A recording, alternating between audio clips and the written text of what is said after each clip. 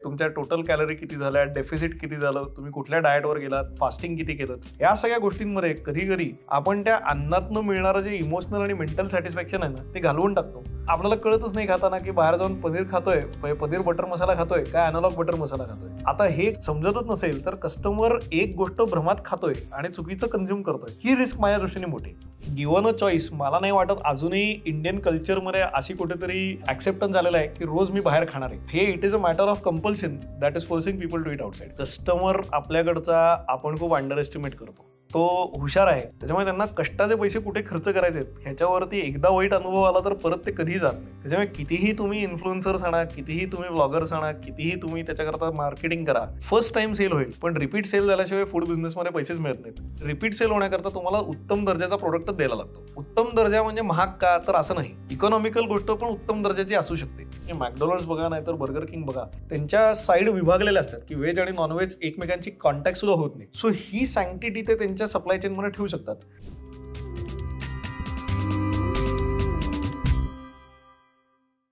नमस्कार, मी विनायक पाचलक आणि थिंक बँकच्या बिहाइंड द सीन्स मध्ये तुम्हा सगळ्यांचं पुन्हा एकदा मनापासून स्वागत. खाणं हा आपल्या जगण्याचा अविभाज्य भाग आहे.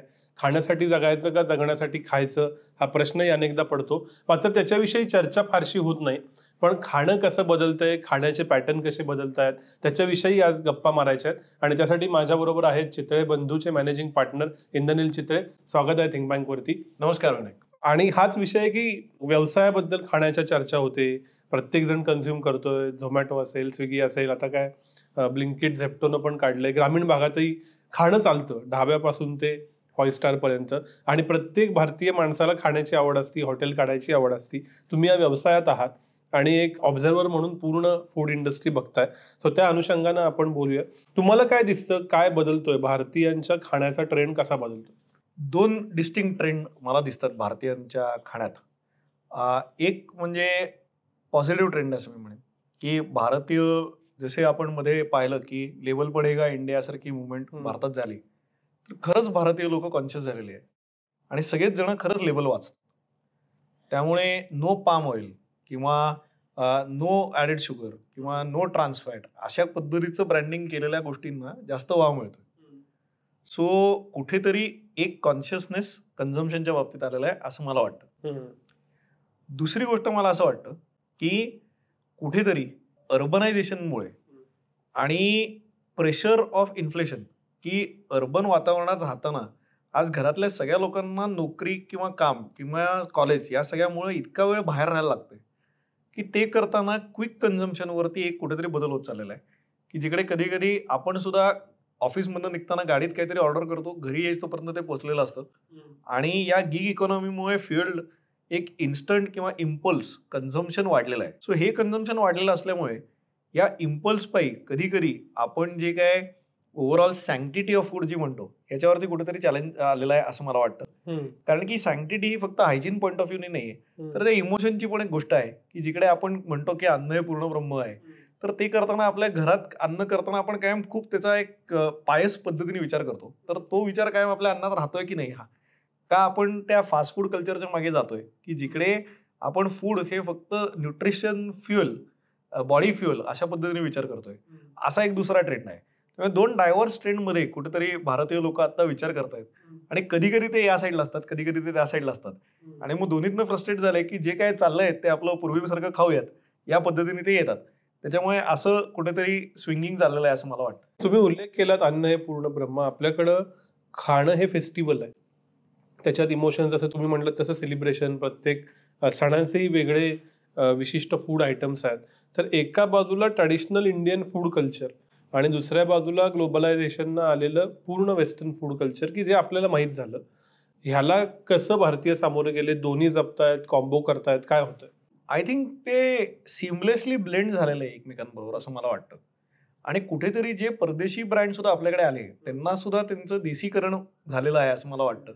की जिथे आज पॉप्युलर बर्गर ब्रँड बघितले, नाहीतर पॉप्युलर सँडविच ब्रँड बघितले, पिझ्झा ब्रँड्स बघितले, सगळ्यांकडे आता देसी, तंदुरी, पनीर या सगळ्या टॉपिंग्सवाले प्रोडक्ट्स आलेले आहेत. त्याच्यामुळे आपल्या देशाचं फूड कल्चरच इतकं स्ट्रॉंग आहे आणि इतकं जुनं आहे की तिकडे त्यांचं ॲडॉप्शन परदेशी ब्रँड्सना करायला लागतंय असं मला वाटतं. म्हणजे आज पॉप्युलर नूडल ब्रँड जरी बघितला तरी त्यांचा सर्वात मोस्ट पॉप्युलर फ्लेवर भारतातला मसाला आहे. सो हे पाहता देसीकरण हे नॅचरल आहे, पण ते करताना देसी फूड्सचं पण इव्होल्युशन इंटू मोर मॅच्युअर ग्लोबलाइज प्रेझेंटेशन फॉर्म होतंय असं मला वाटतं. म्हणजे आज खरवसला कधी कधी सुफलेसारखं मार्केट करतात आणि खायला घालतात, किंवा खीर वगैरे असते तर त्याला काय वेगळं काहीतरी नाव देतात आणि त्या पद्धतीने ते एकदम स्पून साईज सर्विंग मध्ये आणलेलं आहे. त्यामुळे हे गॉर्मेपणा जो आहे तो भारतीय खाद्याचा पण झालेला आहे आणि जो चांगला आहे असंही मी म्हणतो, कारण की ते झाल्यामुळे आपलं भारतीय फूड कल्चर पण ग्लोबली एक्सपोज होत चाललेलं आहे. तर त्यामुळे दोन्ही गोष्टी होत आहेत आणि हे होत असताना ह्याचा ब्लेंडिंग कस्टमरनी खूप उत्तम पद्धतीने केलेलं आहे, की जिकडे सकाळी ब्रेकफास्टला हाय प्रोटीन खातील, लंचला त्यांचं रेग्युलर भाकरी आणि काहीतरी खातील, आणि संध्याकाळी किंवा 4 वाजता तो लाडू खायचा तो खातीलच, आणि परत संध्याकाळी 7 वाजता जे काही जेवायचं आहे तेव्हा भात हे ते जे काय ट्रेडिशनल घरचं मिक्स असतो, कारण की अजूनही आपल्याकडे फॅमिली कल्चर आहे, घरात काय बनतं आणि काय आपण बाहेर खातो याच्यात पण अजून फरक आहे. सो तो पण जपला जातो. त्याच्यामुळे हे आय थिंक सिमलेस ब्लेंड आहे आणि वेगवेगळ्या भागात वेगवेगळ्या ऍस्पिरेशन प्रमाणे हे कुठे आणि किती ब्लेंड होतं ह्याचं प्रमाण बदलतंय. तुम्ही प्रोटीनचा उल्लेख केलात म्हणून जसं लेबल वाचलं जातं तसं आता कॅलरी कॉन्शियस पण झालेत, की एक वाटी घेतली तर इतकी कॅलरी ते मॅप करणारे ऍप आले. तर हे जे मोजून मापून खाणं आहे with respect to calorie and fitness, हा तुम्हाला फक्त फॅशन वाटतो का तो एस्टॅब्लिश ट्रेंड आहे आणि तुम्ही या व्यवसायाचा भाग म्हणून कसं बघताय? मला काय वाटतं की अवेअरनेस असणं किंवा कॉन्शियस असणं खाण्याबद्दल ही खूप चांगली पद्धत आहे आणि स्वतःला आपण कॉन्शियस करू शकण्याकरता ही एक यंत्रणा म्हणून वापरत असू तर ते उत्तम आहे. पण मला कधी कधी असं दिसतं, माझ्या स्वतःच्या अनुभवावरनं पण सांगतो, की जिकडे आपण ते खूप जास्त मायक्रो मेजरमेंटमध्ये गेलो, की जिकडे ते मॅक्रोज किती झाले, मायक्रोज किती झाले, तुमच्या टोटल कॅलरी किती झाल्या, डेफिसिट किती झालं, तुम्ही कुठल्या डाएटवर गेलात, फास्टिंग किती केलं, या सगळ्या गोष्टींमध्ये कधी कधी आपण त्या अन्नातनं मिळणारं जे इमोशनल आणि मेंटल सॅटिस्फॅक्शन आहे ना ते घालवून टाकतो आणि त्याला परत मी मगाशी म्हटलो तसं बॉडी फ्युएल म्हणून फक्त ट्रीट करतो. सो तसं करून तुम्ही किती वर्ष सस्टेनेबली आणि सॅटिस्फाईड जगू शकता, हा एक माझ्यासमोर आलेला मोठा प्रश्न होता आणि मला असं लक्षात आलं की त्याच्यातनं मॉडरेशन इज द की तुम्ही सगळ्या गोष्टी मोजून मापून योग्य तेवढ्या प्रमाणात करा, जास्त काही करू नका. आणि आपल्याकडे जसे आपल्या आधीच्या पिढीचे सगळे म्हणतात तसं 2 घास कमी खा, पण सगळं खा. तर तशा पद्धतीचा एक तुमचा काय चालतंय हे तुम्ही शोधलं पाहिजे आणि ते केलं तर आय थिंक चांगलं सस्टेनेबल डाएट होतं असं मला वाटतं. पण या सगळ्यामध्ये ज्या अर्बनायझेशनचा आपण उल्लेख केला त्याच्यातून बाहेरचं खाणं, इटिंग आउट, या सगळ्याची फ्रिक्वेन्सी वाढताना दिसते. तर त्याच्यामुळे वेगवेगळे ब्रँड्सही आले. QSR ब्रँड्स गेल्या 10 वर्षात दुप्पट तिप्पट झालेत त्यांचे आउटलेट्स भारतात. तर QSR brands, eating out, hotelling या सगळ्याकडे तुम्ही कसं बघता? सो आता काय त्याच्यात वेगवेगळे प्रश्न आहेत की तुम्ही कुठे खाताय त्याच्याप्रमाणे पण त्या गोष्टी बदलतात. म्हणजे कधी कधी आपण फास्ट फूड किंवा ग्लोबलाइज ब्रँड्सना नावं ठेवतो, पण मला असं वाटतं की ते क्वालिटी अश्युरन्सच्या बाबतीत खूप पुढे असतात, कारण की त्यांना ग्लोबली ब्रँड व्हॅल्यू जपायची असते. तेच जर का बघायला गेलं तर सध्या आपण महाराष्ट्रातच बघितलं तर पनीरच्या नावाखाली अॅनालॉग इतकं विकलं जात आहे की जे रिस्कमध्ये आहे, पण आपल्याला कळतच नाही खाताना की बाहेर जाऊन पनीर खातोय, पनीर बटर मसाला खातोय काय अॅनालॉग बटर मसाला खातोय. आता हे समजतच नसेल तर कस्टमर एक गोष्ट भ्रमात खातोय आणि चुकीचं कन्झ्युम करतोय, ही रिस्क माझ्या दृष्टीने मोठी. त्यामुळे बाहेर खावं का 100% तुमचा चॉईस आहे. इकॉनॉमिकली तुम्ही एम्पॉवर्ड असेल तर का नाही असं मी उलट म्हणेन, पण ते खाताना तुम्ही तुमच्या पोटात काय जातंय ह्याचा तुम्ही अभ्यासपूर्वक जर काही इंटेक केलात तर माझ्या मते त्याच्यातनं होणारं जे काही नुकसान आहे ते खूप कमी प्रमाणात. हा ट्रेंड कारण प्रत्येकाला हॉटेल काढायचं असतं आणि म्हणजे मनात असतं प्रत्येकाच्या, अशा वेळेला खरंच भारतात हॉटेलिंग इंडस्ट्री चांगली आहे का? कारण तुम्ही त्याच्या पॅरलल इंडस्ट्रीत काम करता, तुमचे कलिग्स असतील. काय दिसतं hotelling industry, eating out industry, is it growing? काय घडतंय? I think eating out industry अजून ग्रो होईल आणि ते होण्याकरता 2 महत्वाची कारणं आहेत, की एक म्हणजे अर्बनायझेशन, दुसरं म्हणजे increase of women in workforce. कारण की जशा जशा महिलांचा समावेश काम करणाऱ्या किंवा टॅक्स जनरेटिंग ॲव्हेन्यूजमध्ये वाढत चाललेला आहे, तसं घरात दोघंही नवरा बायको हे एंगेज आहेत गेनफुल एम्प्लॉयमेंटमध्ये. त्याच्यामुळे हाऊसवाईफ हा कॉन्सेप्ट जसा जसा कमी होत चाललेला आहे तसं घरात करण्याकरता वेळच कमी आहे. आणि आपण जी कार्यरत असलेली स्त्री आहे तिने रोजच जाऊन त्या पद्धतीने घरातलं सगळं न्यूट्रिशनचा काळजी घ्यावी, ही कुठल्या तरी पुढच्या काळात जास्त ओव्हर एक्सपेक्टेशन होईल असं मला वाटतं. त्याच्यामुळे naturally as a couple consciously choices केले जातील की जिकडे ते जास्त वेळ बाहेर खातील आणि हा डेव्हलप कंट्रीजचा नॉर्म आहे आणि जसं आपण एक देश म्हणून विकसित होत चाललेलो त्याचं आपल्याला पण ते दिसायला लागेल. ते करताना मला असंही वाटतं की त्याचबरोबर रेस्टॉरंट्स पण मशरूम होतील, पण मशरूम होत असताना कॉन्शियस रेस्टॉरंट्स पण खूप येतील. कारण की आपण जेव्हा मोठे होत होतो तेव्हा महिन्यातनं एकदा बाहेर जायचं जेवायला किंवा कुठेतरी काय पावभाजी खायला जायचं किंवा साऊथ इंडियन खायला जायचं, हे 2च चॉईस होते. आणि ते एक ऑकेजन होतं. ते एक असा साजरं करायची गोष्ट होती की सगळी फॅमिली एकत्र आली आहे, आत्याकडनं लोक आलेत, काकांचे लोक आलेत, सगळे आलं आणि बाहेर गेलो खायला. सो त्या पॉईंटवरनं आज मी माझं डेली न्यूट्रिशन इंटेक भरण्याकरताच कुठल्या तरी फूड ॲपवरनं प्रोडक्ट मागवतोय आणि रोज तो त्यावेळेस मला डिलिव्हर करतोय, तो माझ्या डाएट प्रमाणे. हा ट्रान्झिशन जो आहे तो खूप मोठा आहे. तर त्याच्यामुळे माझ्या मते eating out is no more about showing off now, it is simply more about convenience. त्याच्यामुळे moving from occasion to genuine convenience हा जो काही ट्रान्झिशन झालेला आहे हा बदलत्या इकॉनॉमीचं लक्षण आहे. ते करताना भरपूर ऑपॉर्च्युनिटी आहे चांगलं न्यूट्रिशन देण्याची. तर त्याच्यामुळे जे कोण नवीन रेस्टॉरंट्समध्ये येणार असतील, जे कोण त्या फूड सर्व्हिसेस ॲप्समध्ये येणार असतील, सो त्यांनी चांगली क्वालिटीचे प्रोडक्ट्स कसे द्यावे ह्याच्यावरती फोकस करावा. जसं इटिंग आउट आलं तसं eating in but not preparing हेही आलं. झोमॅटो स्विगी दोघंही लिस्ट झालेत आता आणि त्यांनी पूर्ण कल्चर बदललं. आता 10 मिनिट्स डिलिव्हरी पण हे दोघं आणतायत, त्याच्यात पुन्हा फ्रोझन फूड आहे.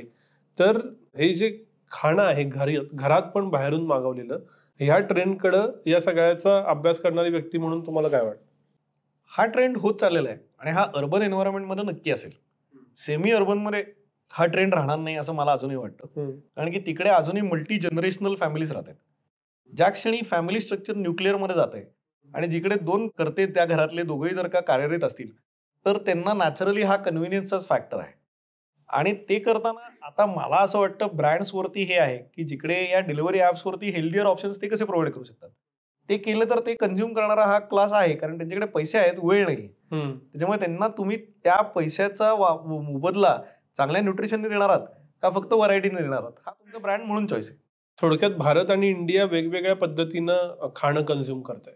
भारत आणि इंडिया असं म्हणता येणार नाही, कारण मला असं वाटतं की भरपूर इंडियातली लोक आहेत की ज्यांना भारतमध्ये राहायचं आहे आणि वायसे वर्सा. तर त्यामुळे ते grass is greener on the other side सारखं सिच्युएशन आहे. आणि गिव्हन अ चॉईस मला नाही वाटत अजूनही इंडियन कल्चरमध्ये अशी कुठेतरी ऍक्सेप्टन्स झालेलं आहे की रोज मी बाहेर खाणार आहे. हे it is a matter of compulsion that is forcing people to eat outside. तुम्ही सुद्धा असे काही इनोव्हेशन आणलीत की काही प्रॉडक्ट पॅकेजिंग इनोव्हेशनमुळं कित्येक महिने टिकतात. पुरणपोळी असेल, गुळाची पोळी असेल, किंवा असेही प्रकार आहेत की पाणी घाला, त्यातलं सगळं ते ड्राय केलेलं प्रॉडक्ट मिळतं आणि तुम्हाला सगळं मिळेल. तर हे जे रेडी टू ईट आहे, रेडी टू ईटच म्हणूया, ते कितपत खरंच हेल्दी आहे? सो कुठल्या पद्धतीची प्रक्रिया त्याच्यावरती वापरली जाते त्याच्याप्रमाणे या प्रोडक्टचं हेल्दी नेचर किती आहे ते ठरवलं जातं. बरेचदा काय आहे की त्याच्यात वेगवेगळे ट्रेंड्स आहेत. म्हणजे एक मॉडिफाईड ॲटमॉस्फिअर पॅकेजिंग असा ट्रेंड आहे की त्याच्यात काय होतं की फक्त गॅसेस भरले जातात आणि व्हॅक्यूम केला जातो. व्हॅक्यूम का, तर हवाच नसेल तर प्रोडक्ट खराब व्हायचे चान्सेस काही राहत नाहीत. नायट्रोजन त्याच्यात भरला जातो कारण की तो इनर्ट गॅस आहे, तो कशावरती ॲक्शनच होऊन देत नाही, म्हणून तो चांगलं काम करतो. आणि कार्बन डायऑक्साईड भरला जातो की जो सुपरफिशियल लेवलला जे काही मायक्रोबायोलॉजिकल ग्रोथ होऊ शकते ती मारायचं काम करतो. त्यामुळे हा नॅचरल मेथडनी एक प्रोडक्ट प्रिझर्व करायची यंत्रणा आहे. दुसरी एक यंत्रणा आहे की रिटॉट, की जिकडे तुम्ही ग्रेव्हीज किंवा करीज किंवा वेगवेगळे प्रोडक्ट हे इतक्या हाय टेम्परेचर आणि प्रेशरला नेता की त्या टेम्परेचरमुळे तो स्टरलाइज झाल्यासारखं त्याच्यातले सगळे जे काही जंतू आहेत ते मरून जातात आणि म्हणून तो प्रोडक्ट नॅचरली टिकतो, त्याला प्रिझर्वेटिव्हची गरज पडत नाही. तिसरी मेथड आहे की ती म्हणजे डिहायड्रेशन, की ज्याच्यातनं तुम्ही वॉटर ॲक्टिव्हिटीज पूर्ण मारून टाकता, ती काढता पण त्याला रिहायड्रेट करायला लागतं. त्याच्यामुळे ती पण एक चांगली मेथड आहे कारण की त्याच्यात न्यूट्रिशन लॉस सर्वात कमी आहे. चौथी मेथड फ्रोझन आहे की जी माझ्या दृष्टीने सर्वात सस्टेनेबल आहे, कारण की त्याच्यात तुम्ही प्रोडक्ट खूप जास्त काळ टिकवू शकता without tampering with any natural property. कारण रिटॉट किंवा MAP मध्ये तुम्हाला हीट करायला लागतं, तुम्हाला डिहायड्रेशनमध्ये सगळी वॉटर ॲक्टिव्हिटी काढून घ्यायला लागते.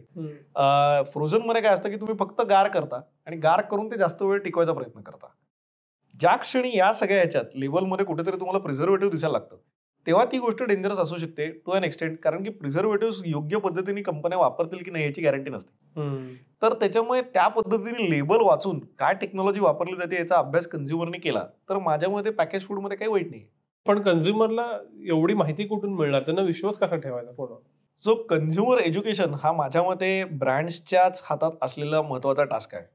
कारण पुढच्या काळात जसं जसं ब्रँड्सचा कन्झ्युमर इव्हॉल्व्ह होत चाललेला आहे तसं ज्याच्या कोणाच्या हातात फोन आहे तो कन्झ्युमर आहे. आणि प्रत्येक कंझ्युमर पर्यंत तुम्ही पोहोचू शकत नाही. तर तुम्ही कंझ्युमरला एज्युकेट करायला काय प्रोएक्टिव्ह मेजर्स घेताय की ज्याच्यानं तुम्ही दाखवताय की अरे माझा प्रोडक्ट जेन्युइनली चांगला आहे. ते कळलंच नाही तर कंझ्युमर तुमचा प्रोडक्ट का घेईल. आणि हे पटवून देणं हेच आता ब्रँडचं काम आहे. आणि हे कायम डिलिव्हर करत राहणं हे ब्रँडचं काम आहे. तो सेल काय कुठल्याही चॅनलमधनं होतोच.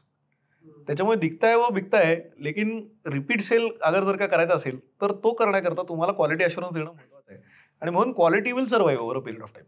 पण फूड हे अनऑर्गनाइज्ड मार्केट जास्त वाटतं. रोड साईड ढाबापासून ते आपल्या म्हणजे स्ट्रीट फूड पासून ते ह्याच्यापर्यंत ते तसंच राहील का अधिक ऑर्गनाइज्ड होईल का त्या वैविध्यातच मजा आहे? भारताची इकॉनॉमी जर का तुम्ही बघायला गेली तर ती तसं बघायला गेलं तर टेम्पल इकॉनॉमी आहे की जिथे आज आपल्याकडे प्रत्येक वार आठवड्यातला सुद्धा एका देवाच्या दृष्टीने आहे.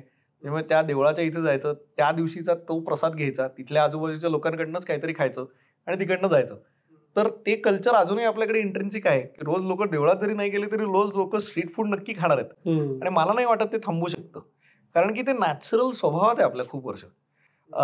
आणि ते बदलायचा प्रयत्न करायला गेलो ना तर माझ्यामध्ये जास्त त्रास होईल. कारण की आज स्ट्रीट फूड हे इतकं इकॉनॉमिकली प्राइस्ड आहे की त्याचा ऍक्सेस हा समाजातल्या सर्वात विकेस्ट लोकांना सुद्धा मिळतो. त्यामुळे ते डिनाय करणं हे माझ्या दृष्टीने रिस्क आहे. कारण फूड सिक्युरिटी रिस्क तयार होतोय. फक्त मला जे काय दिसतं त्याप्रमाणे FSSAI जी आपली भारतातली अपेक्स फूड सेफ्टी बॉडी आहे ती खूप प्रोएक्टिव्ह मेजर्स घेते या स्ट्रीट वेंडर्सना सुद्धा फूड सेफ्टीच्या पॉईंट ऑफ व्ह्यूने कंप्लायंट करायला.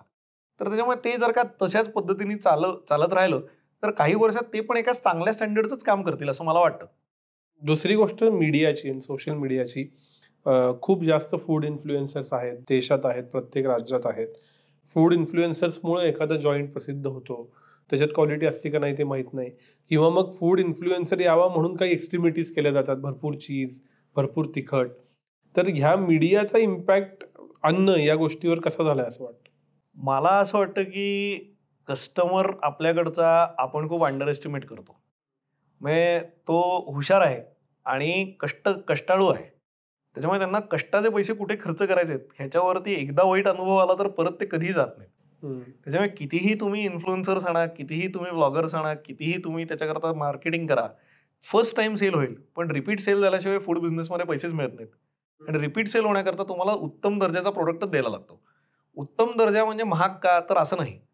इकॉनॉमिकल गोष्ट पण उत्तम दर्जाची असू शकते. त्याच्यामुळे दर्जा चांगला देत राहणं हे कुठेतरी माझ्यामध्ये प्रत्येक एंटरप्रेन्योर करतो. ते नाही होत तेव्हा ते लोकच कळतं आणि परत त्याच्याकडे कस्टमरच येत नाही असं मला वाटतं. मेजर रिस्क मला जी फूड ब्लॉगर्सच्या बाबतीत दिसते किंवा जी मला सोशल मीडियावरती रिस्क दिसते ती असं आहे की अजूनही आपण पाहतो की दिवाळीच्या आधीच बरोबर सोशल मीडिया लोकांना कुठल्या तरी दुसऱ्या कंपन्या पैसे देतात आणि सांगतात या इंडस्ट्रीचं नाव खराब करून टाका. किंवा 5 वर्ष जुने व्हिडिओ टाकतात आणि ते म्हणतात की ह्यांचं सगळे प्रोडक्ट खराबच आहेत. सो ते आता कस्टमर पण आता अवेअर झालेला आहे की त्यांना कळतं की अरे हा दरवर्षीच दिवाळीला हा व्हिडिओ येतो, दरवर्षीच राखी पौर्णिमेला हा व्हिडिओ येतो. पण ह्याचा गैरवापर करून चुकीची इन्फॉर्मेशन देऊन बरेचदा छोटे ब्रँड जे आहेत ते ह्याच्यात सफर होतात असं मला वाटतं. तर त्यामुळे मला असं वाटतं ती जबाबदारी ही इन्फ्लुएन्सर्सची आहे की चांगला कॉन्टेंट कसा प्रमोट करायचा ह्याच्यावरती तुम्ही भार द्यायला पाहिजे.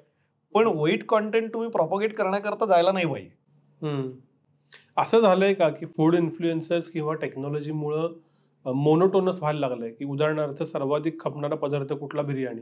कारण तो इझिली डिलिव्हरेबल आहे किंवा इझिली इटेबल आहे.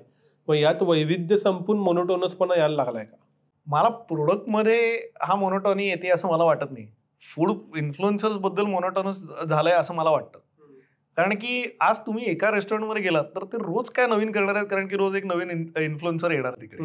सो त्या रेंजला हायलाईट करायच्या दृष्टीने ब्रँड प्ले जास्त ब्रँड्सनी केलं पाहिजे rather then product play. Product हे इव्हॉल्व्ह होत राहतात, त्याच्यात बदल होत राहतात, त्याचे डिमांड चेंज होत राहतात आणि लाईफ सायकलमध्ये कधी ना कधी तो प्रोडक्ट पीक होतो आणि नंतर तो ड्रॉप होतो. पण ब्रँड हा कॉन्स्टंट राहतो. त्यामुळे ब्रँड्स असोसिएशन इम्प्रूव्ह करण्याकरता ब्रँडनी सोशल मीडिया इन्फ्लुएन्सर्स बरोबर काम केलं पाहिजे असं मला वाटतं. पण ह्या सगळ्यामध्ये अजून एक प्रकार आला तो म्हणजे क्लाउड किचन्स. तर तो कितपत चांगला आहे व्यावसायिक म्हणून सुद्धा आणि जेव्हा युजर ऑर्डर करतो तेव्हा त्यानं क्लाउड किचन मधनं कितपत ऑर्डर करावं?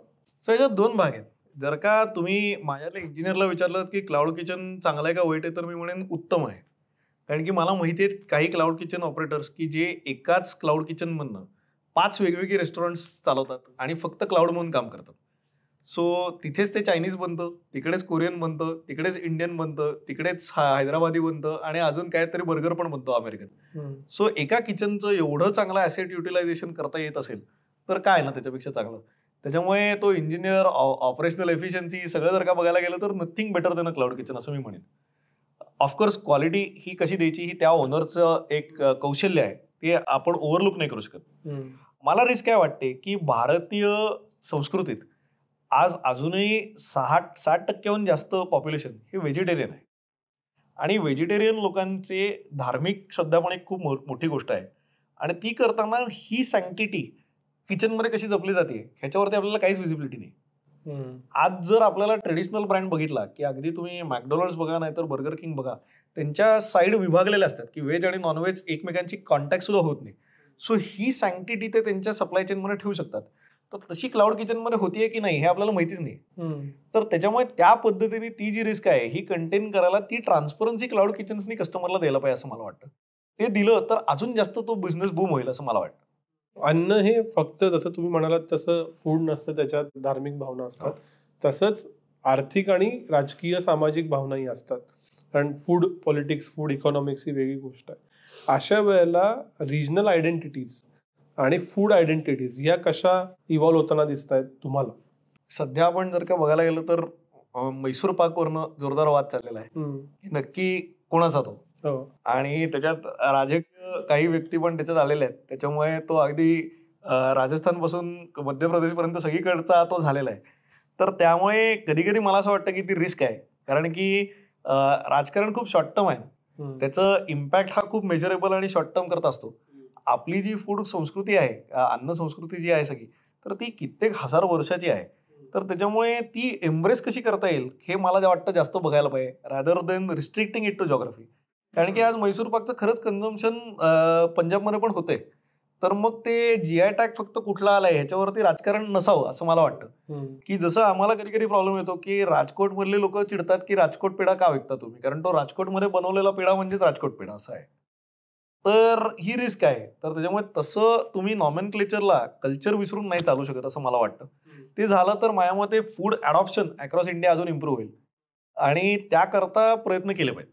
पण दुसरं आता असं चालू झालंय की विशेषतः महानगरांमध्ये वेगवेगळ्या रिजनल आयडेंटिटीची फूड अवेलेबल व्हायला लागले. म्हणजे कोकणी फूडचे जॉईंट्स आलेत, वैदर्भीय फूडचे जॉईंट्स आलेत, किंवा नगर आणि अशा ह्याचे जॉईंट्स आलेत महाराष्ट्रापुरते, आणि हे प्रत्येक महानगरात दिसतं.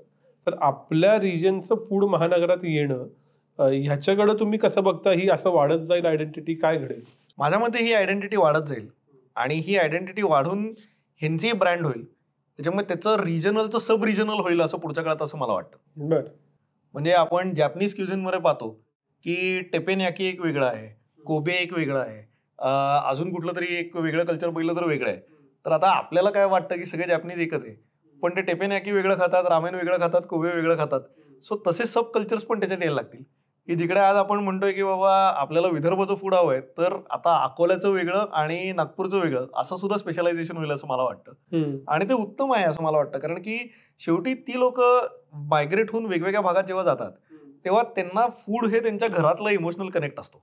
त्याच्यामुळे अरे घरच्यासारखं खाणं खाल्लं हे कोणी नाही म्हणत नाही. जसं आपण त्या एका पॉप्युलर लोणच्याची ऍड पाहिली होती की ते माके हात का आचार जे म्हणतात तसं. तर त्याच्यामुळे तसं तो कनेक्ट राहीलच. तुम्हाला माहिती आहे का की पुण्यात बाणेर भागात इतकी कोरियन रेस्टॉरंट झालेले आहेत, कारण की खूप जास्त प्रमाणात कोरियन लोक सध्या पुण्यात आलेले आहेत की जी जर्मन लोकांच्या खालोखाल सर्वात जास्त एक्सपॅट्रिएट पॉप्युलेशन आहे. कारण की बरेच कोरियन कार ब्रँड्स आपल्याकडे आलेले आहेत पुण्यात. सो यांचं प्रमाण जसं वाढतंय तसं कोरियन कल्चर पुण्यात वाढतंय आणि इन जनरलच कोरियन कल्चर आणि केपॉप ही जी काही डिप्लोमसी आहे तर त्याच्यातनं ते कोरियन फूड पण आलंय.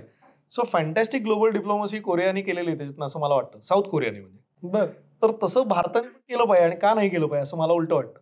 मग ह्याला जोडून असा प्रश्न पडतो की महाराष्ट्रीयन खाणं जगभर का जात नाही? पंजाबी खाणं जगभर आहे, साऊथ इंडियन खाणं जगभर आहे, आणि त्याची एक म्हणजे पनीर, व्हेजचा विचार केला, पनीर आणि डोसा हे भारतभर आहेत, तसं मराठी पदार्थ भारतभर का नाही? आता जायला लागलेत आणि माझ्या मते अशाच आम्ही 13-14 वेगवेगळ्या रेस्टॉरंट्स बरोबर टायअप अमेरिकेत केलेत आणि आम्ही ते पाहतो की तिकडे विदर्भ क्युझिनवाला एक रेस्टॉरंट वेगळं चांगलं चालतं. अमेरिकेत एक ट्रेडिशनल पुणेरी मराठी जेवण असलेलं एक रेस्टॉरंट वेगळं चांगलं चालतं. काही जे आहे ते एकदम खानदेशी स्टाईल जेवण आहे, तर त्यांचं वेगळं चालतं. तर त्याच्यामुळे तशी आता रिजनल फ्लेवर यायला लागलाय. बाहेर जाऊन तो जितका जास्त ऍक्सेप्ट होतोय तेवढा अजून भारतातच होत नाही असं मला वाटतं. तर ते करायला मला असं वाटतं की काय आहे की महाराष्ट्र विकसित इतकं आहे की महाराष्ट्रातली लोक बाहेर कुठे जात नाहीत, ते डायरेक्ट परदेशातच जातात. ते भारतात बाकी कुठे जास्त पसरत नाहीत. त्याच्यामुळे आय थिंक ते झालेलं नाही. ती झेप आपल्याला घ्यायला पाहिजे असं मला वाटतं. पण हे जे पंजाबी खाणं देशभर मेनस्ट्रीम होणं आणि साऊथ इंडियन खाणं देशभर मेनस्ट्रीम होणं हे का घडलं असावं? I think ease of use म्हणता येईल ना, की पनीर सगळीकडे बनत होतं किंवा राईस बॅटर सगळीकडे बनत होतं. ते बनवायला स्किलसेट एवढी अवघड नव्हती. आज तुम्ही महाराष्ट्रीयन फूड बघायला गेलं तर आपलं वाटणच नीट बनवण्याकरता आपल्याला कष्ट असतात. आणि प्रत्येक भागाचं वाटण थोडं थोडं वेगळं आहे. तर ते करण्याकरता तुम्हाला इतके इन्ग्रेडियंट्स पाहिजेत, त्याचं मिक्स तेवढे पाहिजेत, तेवढं सगळं पाहिजे.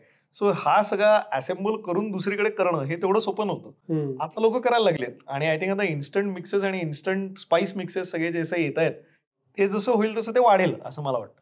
दुसरा एक भाग असा तयार होतो की खाण्यात महत्वाचा भाग म्हणजे मिठाई, आणि तुमची त्याच्यातली मुख्य खासियत आहे प्रत्येक ठिकाणच्या मिठाया वेगळ्या, त्यांचे पुन्हा इमोशनल कनेक्ट्स वेगळे. ते कसं इव्हॉल्व्ह होत आहे? सो मिठायांचं बघायला गेलं तर 5 मिठाया आहेत असं मी म्हणतो की ज्या नॅशनली कन्झ्युम होतात. गुलाबजाम, रसगुल्ला, काजू कतली, मैसूर पाक आणि सोनपापडी. सोनपापडी ही मिठाई आहे की नाही याच्यावरती खूप डिबेट होईल, त्याच्यामुळे ते आपण तुमच्या व्ह्युअर्स वरती सोडूयात. पण गोड पदार्थ आहे म्हणून मिठाई धरूयात असं मी म्हणेन. तर या 5 गोष्टी सोडल्या तर बाकी प्रत्येक गोष्ट ही रिजनलाइजच आहे. त्याला रिजनलाइज पण नाही, मी म्हणेन लोकलाइज्ड आहे. म्हणजे आज पुण्यातला मोतीचूर लाडू हा सुद्धा सांगलीतल्या मोतीचूर लाडूपेक्षा थोडासा वेगळाच आहे. आणि तो वेगळा आहे म्हणूनच खाल्ला जातो. की जे आपण इव्हन पेढ्याच्या बाबतीत पाहतो की साताऱ्याचे कंदी पेढे हे घेऊन लोक हायवेवरती थांबून घेऊन येतात.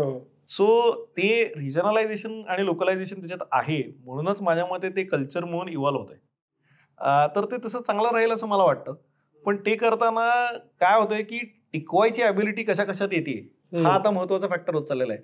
कारण सगळं फ्रेश घेत राहणं हे कायम शक्य नाही. त्याच्यामुळे ज्यांना ज्यांना त्याच्यावरती R&D करता येईल त्यांनी हे प्रोडक्ट पॅक करून कसे जास्त मार्केटमध्ये अवेलेबल करून देता येतील हे बघितलं पाहिजे. ते केलं तर आय थिंक ते सस्टेनेबल होतं असं मला वाटतं. तसं मिठाई तसं ट्रेंड फूड असतं. दरवर्षी एक वेगळा ट्रेंड येतो. मखाणाचा ट्रेंड येतो, त्याच्यानंतर मिलेटचा ट्रेंड ऑफिशियलीच आलेला आहे आपल्याकडं. तर हे जे ट्रेंड फूड्स असतात हे कसे इव्हॉल्व्ह होतात? त्या खरंच ट्रेंड टिकतो का निघून जातो, काय होतं? ट्रेंड हा शब्दच असा आहे की शॉर्ट टर्म पॉप्युलरिटी असलेली गोष्ट. त्याच्यामुळे ट्रेंड हे तसेच असतात. शेवटी एका पॉईंट नंतर माणूस, मी मगाशी म्हटलं तसं, काही दिवस किटो करेल, काही दिवस काहीतरी अजून वेगळं डाएट करेल, पण नंतर रेग्युलर तो ठरवेल की बाबा मी 9 वाजता जेवतो त्याच्याऐवजी 7 वाजता जेवतो, पण मी भाकरी पोळीच खातो.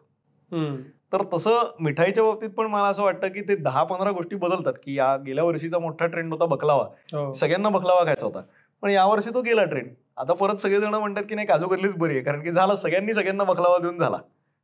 तर त्यामुळे comfort food becomes very important, आणि फूडच्या बाबतीत कम्फर्ट देणं हे ब्रँडची जबाबदारी. हेल्थ कॉन्शियस फूडचे पण येतात, तो तुमचंही शुगरलेस फूड्स आहेत. हेल्थ कॉन्शियस फूडमध्ये टेस्ट कॉम्प्रोमाइज होत नाही का?